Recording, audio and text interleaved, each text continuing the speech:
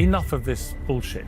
Just strip them of the titles, Meghan and Harry. Stop the drama, the circus that applies to them everywhere they go. Harry is coming back to Britain this summer, riding the countdown to the next Invictus Games, and doing it while quietly signaling he wants a way back into the very family he spent years narrating to the world. Tom Bower and Piers Morgan aren't buying the reconciliation story. This isn't just a defeat of a civil case. This is Harry being exposed as not telling the truth under oath in the King's court. This is serious stuff. And they don't hold back on why. What's really driving Harry's latest move, they argue, isn't sentiment or family at all, and the timing gives it away. The question sitting over their entire conversation is one neither man answers straight away. After everything that's happened, is that door even open anymore? What they lay out next isn't the version the glossy magazines are selling you.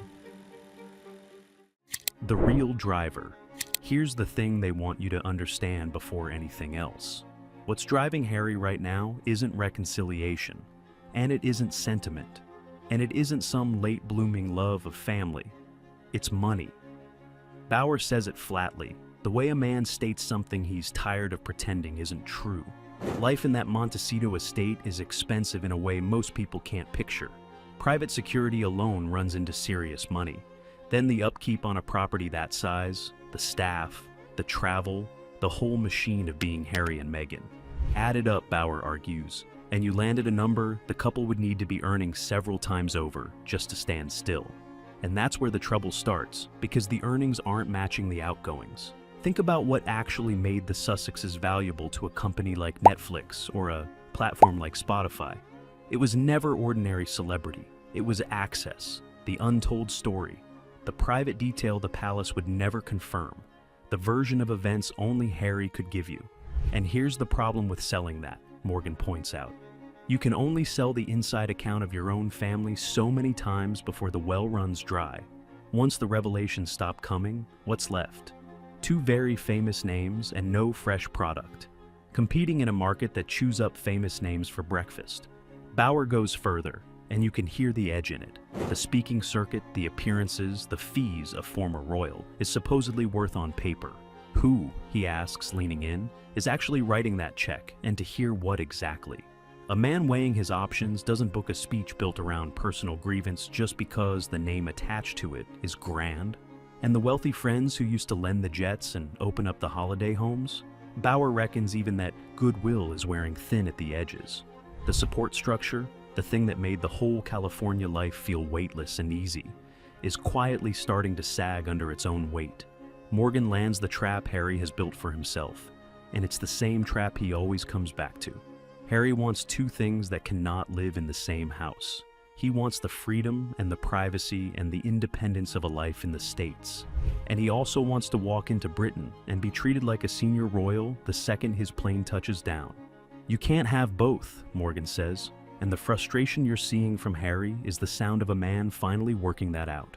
So, if the money is the engine, and the engine is running dry, the real question isn't how Harry pays for Montecito. It's what he's willing to trade to get the old life back, and whether anyone on the other side of the Atlantic is still buying. If this is the kind of royal breakdown you actually want, the no-spin version, the one that doesn't flinch, then you're in the right place, and you should hit subscribe right now. This channel lives for exactly this. The stuff the polished coverage tiptoes around. And subscribing is how you get the next chapter of the Sussex story, before it's been sanded down for everyone else. Tap the button, because with this saga, there is always a next twist, and it almost never arrives when you expect it. The brand under pressure. Which brings us to Meghan, and the venture she's put her name behind. This is where Bower shifts gears, and Morgan lets him take the lead, because Bower has been tracking this one closely. And they are not gentle here. Their read is that the products lean hard on the couple's fame to move off the shelf, and that the real test was never the launch. It was what happens after. Novelty sells the first drop. Everyone shows up for the opening. But repeat demand, the thing a business actually survives on, is a different animal entirely, and they're openly skeptical, the numbers. Hold once the shine comes off and the cameras move on. Now be honest with yourself about what this is. These are two critics reading a private company's health from the outside. They don't have the books. They can't see the internal figures. What they're really doing is placing a bet out loud that a brand built on celebrity attention gets fragile the moment that attention cools. Morgan sharpens it into a dare. If you were trying to build the optimistic case for the couple right now, he asks, where would you even start? What's the launch that overperformed, the deal that renewed on better terms, the poll that moved the right way? His point isn't that success is impossible. It's that the recent evidence for it is thin, and supporters are left pointing at potential instead of results. Bower nods along because to him, the ground has shifted under the couple's feet. For years, they could run on pure curiosity. People wanted to look, and looking was enough. But curiosity has to convert into commerce, and conversion is a far harder game than attention ever was. And fairness demands we say the couple would tell you a completely different story, that they left for safety and independence, not to run a business, and that there's charitable work these two men simply refuse to credit. Fine. But then answer Morgan's dare. If the brand is thriving, where's the proof? And what happens to Harry's leverage the day the world stops looking? The door that won't open. And this is where it turns cold. The banter drops out of the studio, and Bower and Morgan get onto the reporting that Charles is unlikely to grant Harry a face-to-face meeting during this UK visit, the one built around the Invictus anniversary. Morgan puts it to Bower directly, and Bower doesn't soften it. The reason, they say, comes down to a single word: trust. Rewind to last year. Charles reportedly gave Harry a short private audience at Clarence House, a father living with a cancer diagnosis, making time for an estranged son. Sit with that for a second. It should have been sacred. Bower's argument is that what came after it poisoned the well, as details and interviews surfaced in the days that followed, a meeting many felt should have stayed behind closed doors. And that, he says, leaning in, is exactly why the king is wary now. Picture it from Charles's side. You open the door once, you offer the private moment to a son you're estranged from, and then you watch it become public material. A man who's been burned like that doesn't rush to offer the door a second time. Then Morgan widens the lens onto the thing that really matters, which is the succession. William is the future king. And every time Charles reaches toward Harry, Bower argues, he's quietly creating a problem that William will inherit down the line. So the king has started weighing his elder son's position more heavily than his younger son's feelings. They frame it as Charles gradually falling in behind William, choosing the stability of the crown over the hope of a family reunion.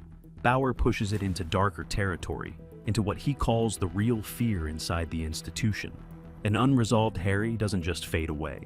Leave him out there with money, influence, and a grievance. And the worry Bower describes is that Harry and Meghan become a rival center of gravity. A second court operating out of California, pulling attention and sympathy toward itself.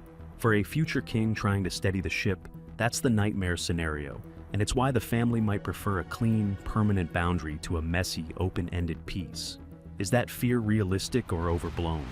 Reasonable people can argue it, but it's the logic that keeps the door shut. And the symbol they keep coming back to is Frogmore Cottage, the Windsor home the couple renovated and then walked away from. The reporting that it's being reworked rather than held in reserve reads, "To both men," as a message with zero ambiguity. Bower almost smiles when he says it. Nobody's keeping a base warm. Nobody's holding a room. The place they wanted as a foothold in Britain is quietly being turned back into something that was never theirs to keep. Harry, for his part, has reportedly bristled at what he sees as a double standard, pointing at other family members who keep their arrangements while his own foothold vanishes. Bower and Morgan acknowledge the comparison and then reject the equivalence flat out. The others, whatever their troubles, didn't narrate the family's private life to the entire planet. That difference in conduct, they argue, is the whole difference in treatment. The pattern of the snubs. Once you see the pattern, you can't unsee it, and that's exactly what Bower and Morgan want you to see. They build the case out of a run of absences, and the sharpest one is recent. The couple wasn't there at the wedding of Harry's cousin, Peter Phillips, an event other members of the family turned up to without a second thought. Bower lays it out almost like evidence, one item at a time, and Morgan lets it sit. To these two, every missing invitation is another data point in a bigger story about a couple drifting to the far edge of royal life, one guest list at a time, not banished in a single dramatic stroke, just quietly, steadily, left off the lists that used to be automatic, until the absence itself becomes the headline. And then they hold up the mirror and the reflection is William. You can almost see Morgan settle back in his chair before he draws it, because he knows the contrast does the work for him. Picture what he's painting. William moving through ordinary places, turning up to his children's events, folding into normal settings, carrying a bag, standing in a crowd, and drawing warmth instead of friction wherever he goes. This is a man, Morgan reminds you, leaning in now, who also lost his mother young, who carries the exact same grief Harry carries, and who chose to carry it quietly. No book, no documentary, no cameras invited into the wound. He grieved in private and he healed in private, and he never once turned it into a product. And the payoff for that restraint is a kind of affection and protection that no amount of publicity can manufacture. That's the thing Bower keeps circling back to, tapping the desk to make it land. Respect built quietly over years buys something real. William has it, and Harry, the brother who was once the most beloved royal alive, the one people actually adored, has spent his down to almost nothing. Same blood, same loss, opposite ending. Invictus and the bill. Even Invictus doesn't get a free pass, and you can tell it costs them something to go there, because it's the good thing. It's the part of Harry's story even they respect. But they go there anyway. Bower and Morgan raise questions about the cost of staging the games, about sponsors they say have grown hesitant, about the creeping risk that the event gets seen through the couple rather than the wounded veterans it was built to honor. And here's why that matters more than any brand or any poll. Invictus is the strongest card Harry still holds. It's the achievement even his fiercest critics tend to respect. The one initiative that ties him to something bigger than the family drama. The thing that reminds people who he used to be. So, when the two of them treat any wobble around its funding or its focus as significant, they're not just piling on. If the one venture that has consistently earned Harry goodwill starts to strain, then the platform he most needs to protect is under pressure at the worst imaginable moment. The countdown to the next games was supposed to be a showcase. Bower and Morgan suggest it could just as easily turn into a stress test, and Harry, of all people, cannot afford to fail it in public. Regret or regret of consequence. Now, the reporting that Harry has expressed regret. You can watch both men reach for the same objection at once because neither buys it, and the distinction they draw is surgical. Harry doesn't regret what he said, they argue. He regrets what saying it cost him. And those are not the same thing at all, not even close.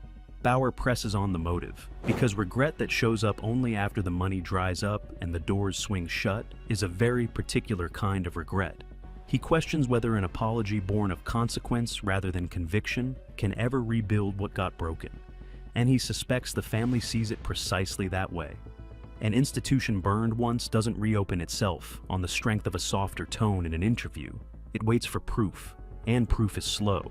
But underneath all the sparring, there's a thread neither man fully buries, and it's the saddest part of the whole thing. Watch them both, and you'll notice the register drops here. The point scoring pauses, just for a moment. These are two brothers who leaned on each other through the worst loss a child can suffer. A mother gone when they were boys too young to hold it. They walked behind that coffin together as the whole world watched. They stood beside each other through all of it. And now they sit on opposite sides of an ocean in a feud, and reportedly barely a line of contact runs between them anymore. Whatever you make of Harry's choices, and Bower and Morgan make plenty of them across this broadcast, the estrangement itself lands as tragedy rather than gossip. That shared grief is the one place in the entire conversation where the sharp edges go soft, where even the harshest critic in the room stops to acknowledge it. Two boys who survived the same wound, standing at the same graveside, now unable to reach each other across the distance the years have opened up. Bower says it almost quietly. It's a sad thing, and for once, Morgan doesn't argue. The clock on the titles. And there's a clock on all of it, which is the part Bower and Morgan return to again and again, almost like they can't help it. Charles is managing a cancer diagnosis, and you can feel the weight land in the studio when they say it, because it changes the math on everything else. A reconciliation that keeps not quite happening, set against a king whose health is uncertain, is a window that will not stay open forever. They raise the longer question of titles and standing once the reign changes hands, and their red is blunt. Harry's leverage, his access, his insider currency, all of it has thinned to almost nothing. The one thing he could always trade on was proximity to the institution. and proximity is exactly what he no longer has. Here's the irony that hangs over the whole conversation. Harry has called royal life a gilded cage, a world of duty and scrutiny with no room to breathe. And yet the life he built outside it came with scrutiny of its own, plus a bill he now has to pay himself. The cage, whatever its bars, came with a guaranteed home, guaranteed security, and a guaranteed place in the story of a nation. Freedom, it turns out, was the expensive option. And you get the sense, listening to these two, that the realization is dawning on Harry slowly and painfully and too late. So it circles back to where they started. Harry wanted out. He got out. And now, what he seems to want is the warmth and the safety and the belonging of the life he left, just without the constraints that made him leave. Bower and Morgan's verdict is that those consequences aren't a passing storm you wait out. They're permanent. It's a harsh call, delivered by two men who've never hidden their skepticism. And the couple would answer it very differently if they could. But as a piece of reasoning, it holds. And it's the argument driving every headline this week. That's the case Tom Bower and Piers Morgan are making. And I've laid it out as their argument rather than gospel. Because on a story this contested, the honest move is to show you the reasoning and let you decide for yourself. So here's the real question for you. Do you think there's any path left for Harry back into the royal fold? Or has that door closed for good? Drop your take in the comments, because this is exactly the kind of debate this channel lives for.